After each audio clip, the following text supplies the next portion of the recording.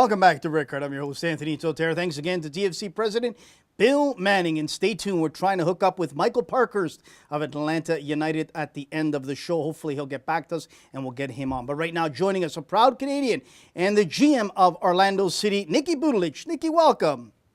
Hi, Anthony. How are you? Very good. First and foremost, Merry Christmas and Happy New Year to you and your family. And great to hear your voice. Niki, Kaka gone. Moving forward, what is your vision now with this club? Well, I'd say we have a lot of work to do. I think that work has already begun. I think we want to stay consistent and true to what the foundation of this franchise had started, and being an attacking and entertaining side. And I think with the new additions that we're planning, we'll be able to do that.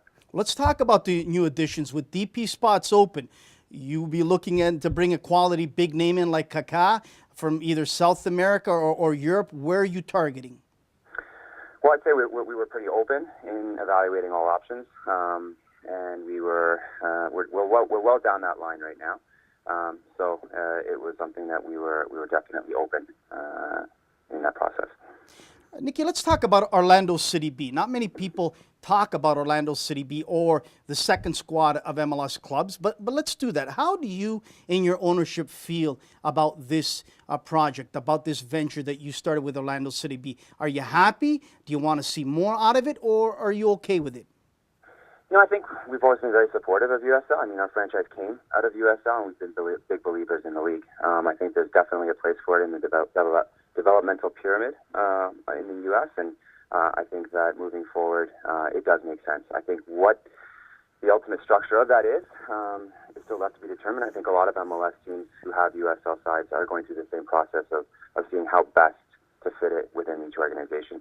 Now, Niki, when I tweeted out that you were coming on, a lot of response from people in the great city of Orlando, and they asked me to ask you about certain young players and their plans for them, such as Gallardo, Umani, and Kraft. I'm going to plead ignorance. I'm not too sure about these young players, but what are your thoughts and your plans on these players?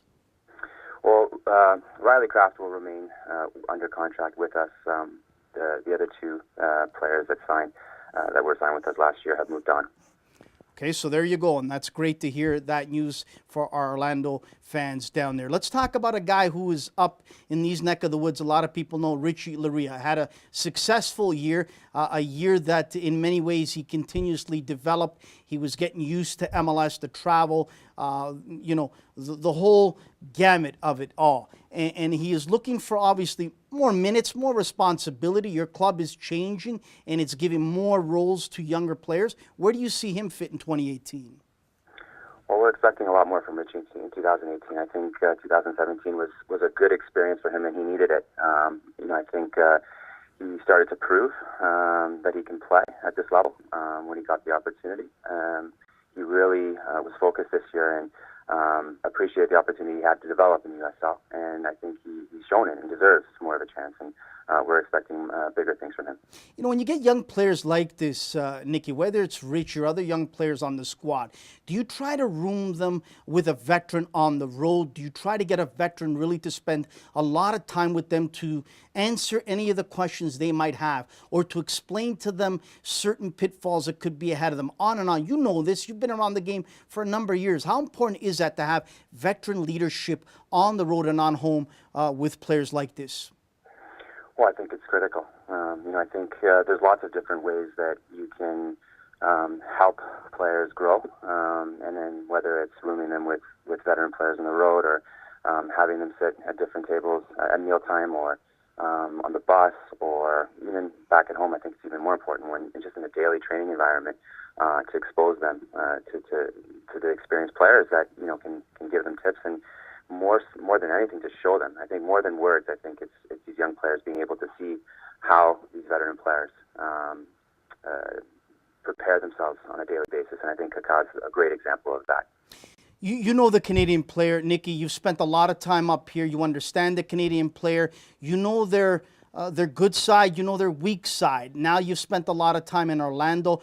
What's the advice you'd give to some of the Canadian players up here, specifically in Ontario, that they should really focus in on working? I still stay to this day, Niki, it's the physical aspect of the game. I still feel that some of the Canadian boys lack that physicality that American guys have and some of the Central American players. Am I off on that?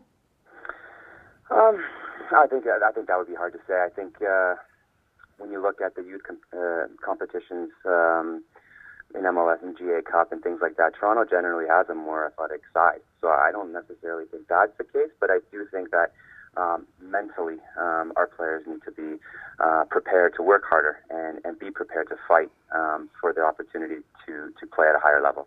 I think at times that all players, and this is not just for Canadians, but for all youth players, they sometimes take it for granted and don't necessarily appreciate the opportunity they have.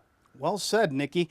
Niki, your number one offensive threat since day one, Kyle Larin, once again in the news yesterday, has been linked to another club in Europe, specifically in Turkey with Beşiktaş. On December 27th, as we know, the market opens up. If you do get an offer for him, will you listen, will you digest, and will you say this is the time to move on from Kyle Larin, or will you sit tight with him?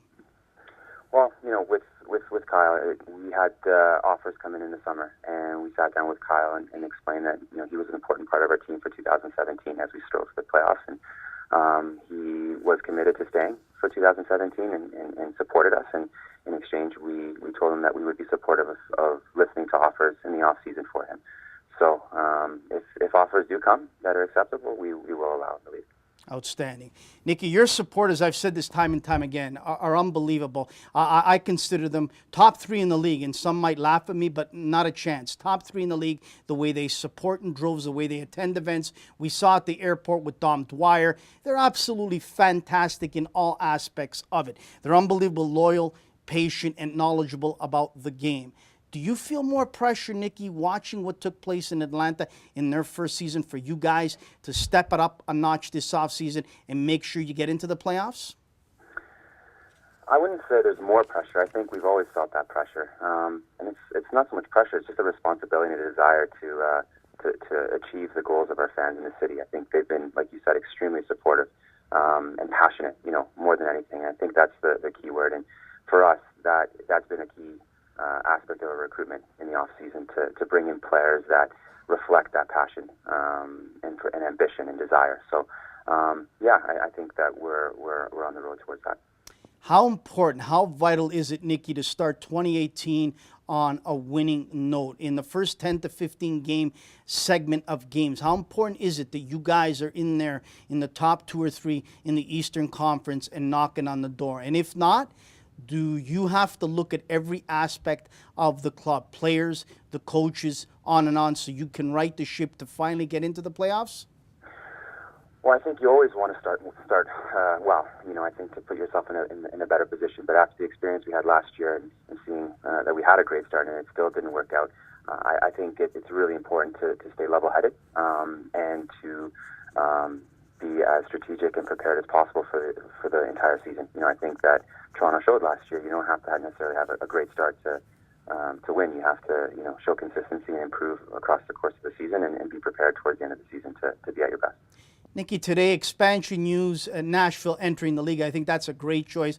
I think I said it to Bill before you came on. I think MLS has done great work in selecting expansion cities. You're in the state of Florida. I still, for the life of me, don't understand, Niki, how Miami doesn't finally get their act together, get in there, or even Tampa Bay, because I think it's vitally important that you and your club have a rival, whether it's Tampa, whether it's Miami, and I think it would bring it up to another level. You know how it is up here, Niki, with Toronto, Montreal. It's absolutely like a European atmosphere. The Pacific Northwest, Seattle, Vancouver, and Portland, it's unbelievable there as well. Talk about it. Well, I think we welcome Miami or Tampa or any other southeastern city, but we felt that type of rivalry when we played Atlanta, and I'm sure that will develop with them and with Nashville. Personally, Niki, as we close it out for you, as a general manager, on the spotlight, under pressure, under the gun continuously, how hard is it for you and your family knowing that every win, every loss takes a wear and tear on you, and then you step back and you look at it all and say, when you do get into the playoffs, hopefully in 2018, that it's worth it. Talk about personally the expense and the toll it is on you and your family. Well, no question. It's a 24/7 job, and I think it's the type of job that you really have to have a passion for it, and you live and breathe football. And fortunately for me, I do have that passion. I feel like I do, and you don't really want to do anything else. And this is something that it's always led me into the world of football, and I just appreciate the opportunity. Lastly, on a side note, this is the time of year that a lot of people are very fortunate to have wonderful meals with their family, exchange gifts, on and on. You and I are blessed. We've got great family. We're financially okay to do that. But I know for a fact, I've talked to a couple of your players down in Orlando. They do a lot of great community work, and a lot of them don't talk about it. Some of your players even go out and have bought gifts for people that they know that are in need. How great is that, and how important is it that you continuously have that connection with the community, with people that maybe can't afford maybe to come and watch a game or buy a jersey?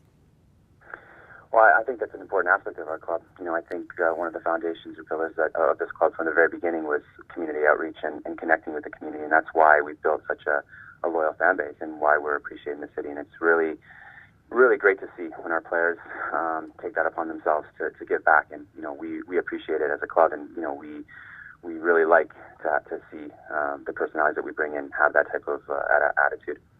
Niki, good luck in 2018. I know a lot of people up here smile when they see your name as a Canadian and a GM in MLS with a big club like Orlando. They're proud of you. They're happy for you. They'd like nothing more to see you into the playoffs. And again, congratulations on being the general manager of a club in MLS, because not many Canadians get that chance, or even as a head coach. So good luck. And again, Merry Christmas and Happy New Year to you and your family, Niki.